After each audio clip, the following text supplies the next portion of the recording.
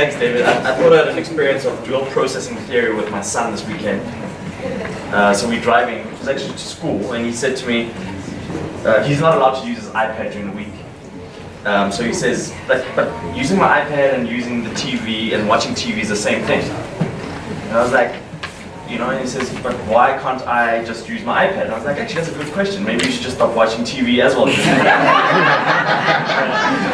So he was like, okay, forget that idea. So I think he was trying to, try and do two ideas at the same time. Okay, so I work for a digital business, and I thought it would be interesting if I just gave this whole presentation on my Instagram handle. That's quite interesting because you have to do the presentation backwards. Yeah. Anyway, so I think one of the points that was really brought a couple of times today for me that was really interesting is that we shouldn't get lost in the algorithm, because all of this artificial intelligence only impacts and works for us when it impacts the customer. Like, all of this cleverness doesn't matter if it actually doesn't improve the lives of the people that we are serving and adding value to their lives. So that's really what, for me, was really interesting about this talk. I tried to take an angle on it, which is not about the algorithm, but actually about what the algorithm does, and tell you a couple of stories through the organization that I am a part of, as well as Sinclair is part of. She looks after our brand. And where's Lindy? Lindy just recently left us. You can always come back, Lindy, don't worry. Banking can't be as interesting. So anyway, the presentation's on Instagram. You can't really do this on another network.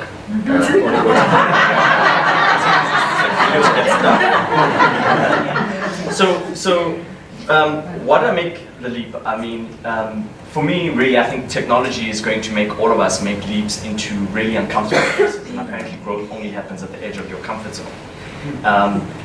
My move into a digital business was really around three things. It was one, about understanding how technology impacts real world.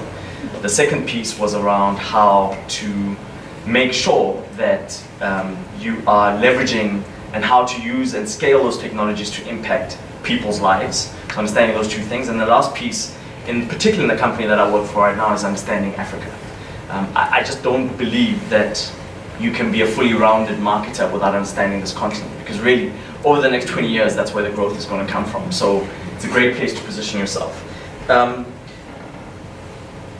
always had the opportunity to work, for some reason, for companies that have been aligned to my particular lifestyle and ambitions at that particular point in time. My first company that I worked at was VWV. It was my first job, so I needed it. But it was a great place to land, because I got to learn about events, experiences, websites, mobile. At that stage, VWV had the biggest digital interaction company in the country, just kind of around 2000. Then I went to SAB because I needed alcohol, and it was free. Not really.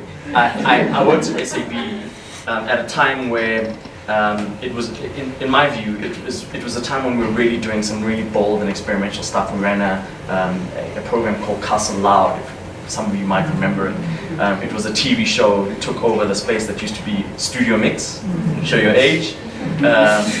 And then we had 3 syndicated radio shows, we had some events, and probably like one of the first websites in the country at that stage. And that was before Facebook or any of the social media platforms. So it was a really interesting time for me to be in a place where we were dealing with new media. Went back to VWV, got involved in the World Cup. When I was at Ogilvy, the transition that all the agencies were making at that stage was, how do you become, stop becoming a traditional advertising business into a modern marketing services business. And it was interesting to be in that particular phase. But right now, where I'm at in Vodacom, is the purpose of the business has really been distilled into We Connect for a Better Future. And it sounds, very idealistic. I completely get that. I think every single company is wanting to be on purpose, and they're coming up with really nice lines. You get the best copywriter to put some nice stuff together. But from a Vodafone and Vodacom perspective, the ambition is around really three aspects. It's around digital society, connecting 1 billion things and people to the internet. We all know that for every 1% of the population that is connected to the internet, you get a 10% uptake in potential in GDP. And across the continent, that is that way that people are accessing the future is through the internet. The second piece was really around inclusion for all and improving the lives of everyone that we engage with.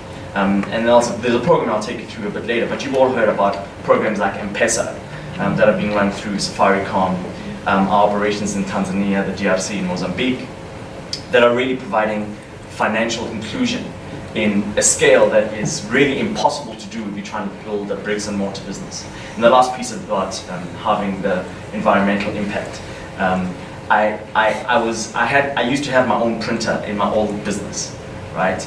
In my new company, I have a communal printer that I'm trying to kind of steal, make sure people don't get the password of. But you are forced in our business to print on both sides of the paper, which is a really simple thing. But I think organizations are really going all out to try and really meet these ambitious, lofty programs. This is really aligned to why I moved.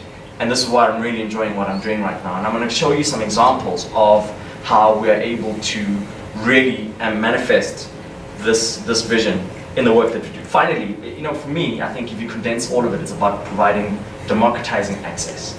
And that's what these devices do. They democratize access to so many things, to financial services, to new research, we heard today, to new applications of artificial intelligence that are improving our lives.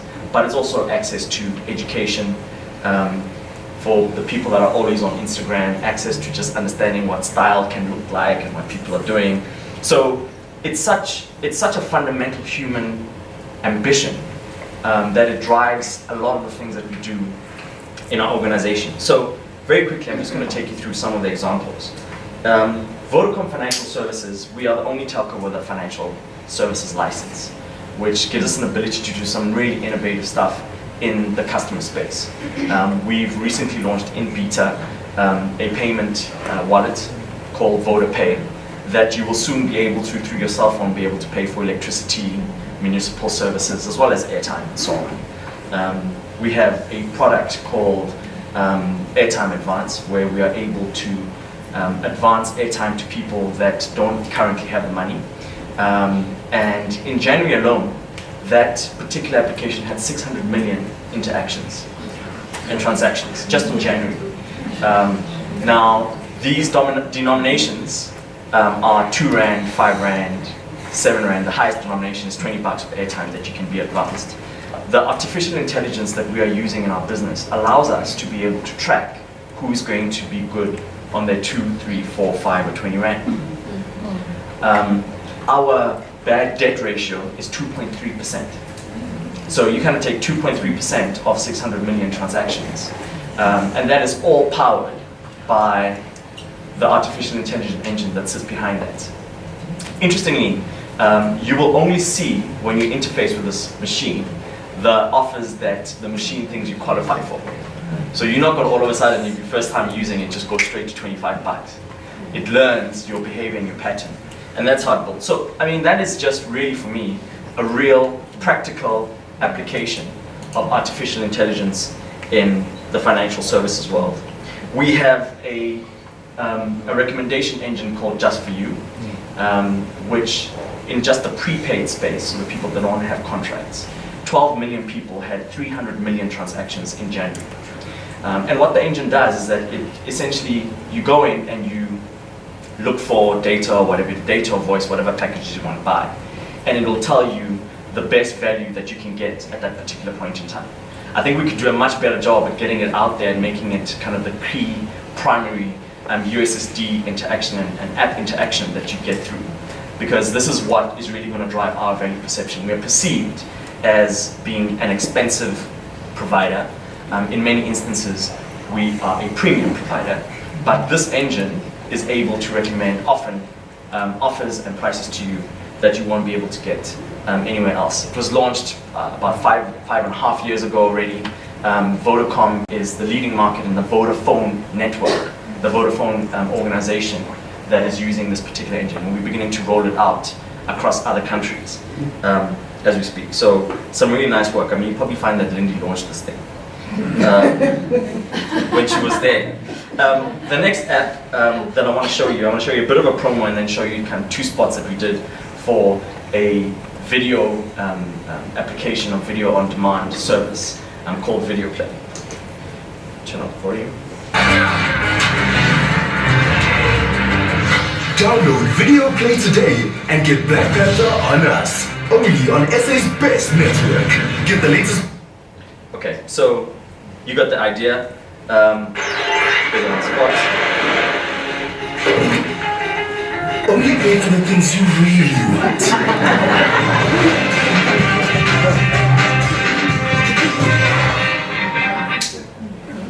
And because it's Valentine's Day. Worried about high costs. Okay,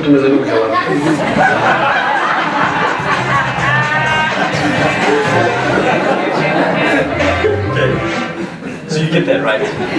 You brought it over. Worried about high costs. So what Video Play is able to do for us is it democratizes access to video on demand over mobile. Currently in South Africa, when you go out and you're trying to get video services, you have to pay for subscriptions. And I love multi-choice, or multi-choice people are here. Please keep paying multi-choice subscriptions. It's important for my family. We partner with multi-choice. But a lot of people who have never accessed these type of services that we are so accustomed to just don't have a way to get into this world, and our responsibility to democratize access to that. We already have 1 million subscribers on this particular platform, and you can literally buy access to video content like you do airtime. So you can buy it in chunks of 5 Rand, 3 Rand, 10 Rand, all kind of monthly subscriptions if you want. So our role is to convert and help people have access to the future and the services that we so much take for granted. Then we have a music platform called My Muse, which is in beta. I think the app we're launching tomorrow. And this is a very different take on music streaming. Instead of just having a subscription where you have to pay, where you have to use your data to stream music, we have a platform that amalgamates all the different music services that you get. So, for example, before the end of March, we're going to have all the SABC radio stations on this particular platform. So you'll be able to listen to live radio through this particular platform. You'll be able to still stream through Deezer, Spotify, Apple Music on one consolidated platform. It will provide and consolidate news around music and basically learn from your interests and give you a music portal that you can access your favorite music through. So again, our take is how do we manage to give access to people that usually wouldn't have had access to these particular services in a way that's affordable to them. And again, the denominations you buy it in the same way that you buy airtime. So just really it's in beta. I mean, that's actually one of the interesting things about this business is that you're always in beta. You're always launching things and seeing how they work out. This is an interesting program. Every learner would like some extra support. The Vodacom eSchool educational portal gives learners free access to quality lessons for all major subjects, grade R to 12. Registration is free on your phone or computer, and best of all, Vodacom users don't even pay for data. School's challenging, and every learner would like some extra support. Okay. So, eSchools is a program that's got about 700,000 users on it. The entire public education syllabus is available for free. If you are, for anyone in South Africa, if you're a Vodacom subscriber, the airtime that you use on the particular platform is free. Okay, so that for me is such an inspirational platform because we're able to leapfrog a lot of the challenges that people have. We're able to really democratize access to education through this particular platform, and we're extending it this year. We have some satellite programs around it, which is we have a program called Virtual Teacher, which allows teachers in rural areas to teach multiple classrooms at the same time without having to obviously go to those respective classrooms. So we're able to extend the skills that the very few brilliant maths and science teachers or whatever special interest teachers are able to get out there. So that's something that is interesting, democratizing education. And we're able through eSchools to learn artificial intelligence, to learn what type of subject people are interested in, what pages are people spending the most time on, Could we change them to make the time that they spend on those particular pages more effective? So we're constantly learning how to democratize education, because really putting up a brochure online is only the first part. Machine learning is helping us to be able to evolve that particular platform. And then loyalty. I mean, we haven't even launched the loyalty program, but Vodacom Rewards is, according to the Sunday Times, which is a very official source, the third most loved loyalty program in the country. Now, most of you won't even know of it because you guys are so high value.